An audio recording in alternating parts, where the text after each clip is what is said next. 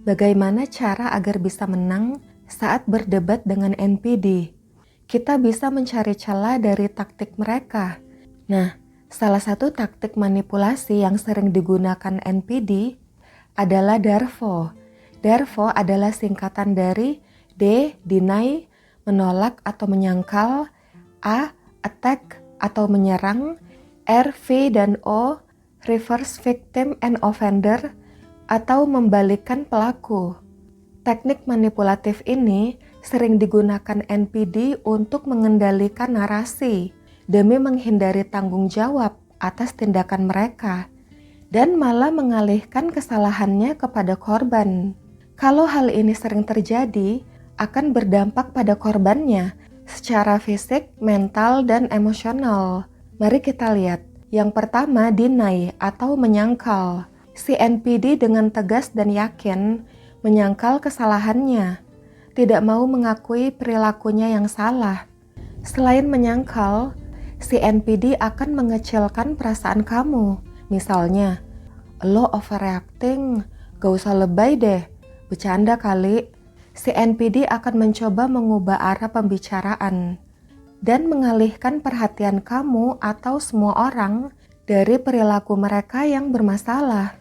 Kemudian yang kedua, attack atau menyerang, di mana si NPD akan menjadi agresif dengan berusaha membangun narasi seolah-olah kamu yang salah. NPD akan menyerang kredibilitas dan karakter korban, menggunakan hinaan, ancaman, atau gaslighting untuk mendiskreditkan cerita korban. Kemudian yang ketiga, memutarbalikkan siapa pelaku sesungguhnya. Si NPD menghindari tanggung jawab dengan memfitnah, membuat korban tampak sebagai pelakunya. Sedangkan si NPD playing victim sebagai korban. Ini menunjukkan tingkat tega si NPD sudah on another level. Selain itu, si NPD akan melakukan gaslighting, membuat si korban bertanya-tanya, apakah mereka pikun atau lebay atau halu. Lalu bingung, berpikir bahwa apakah yang mereka alami sebenarnya bukan kekerasan.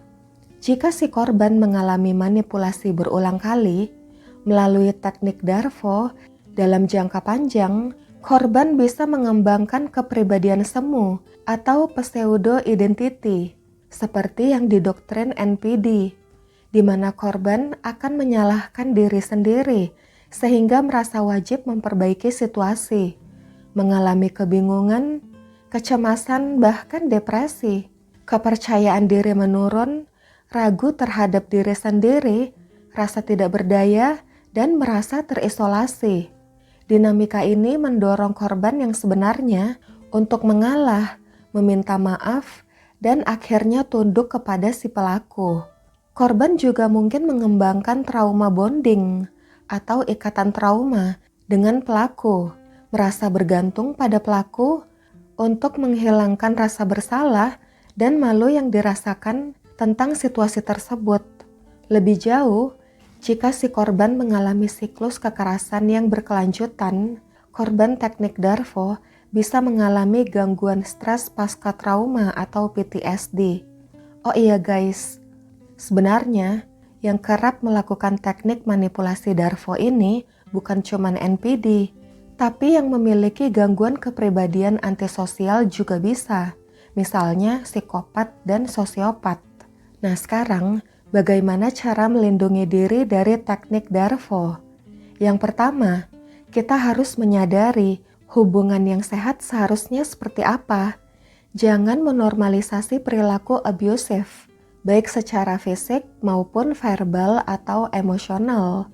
Dan juga, kamu punya hak untuk mengemukakan keinginan atau kekhawatiran kamu. Itu bukan hal yang egois, itu hak dasar setiap manusia. Kemudian cara yang kedua, memahami pola manipulasi si pelaku agar bisa diprediksi ke depannya. Yang ketiga, membela diri.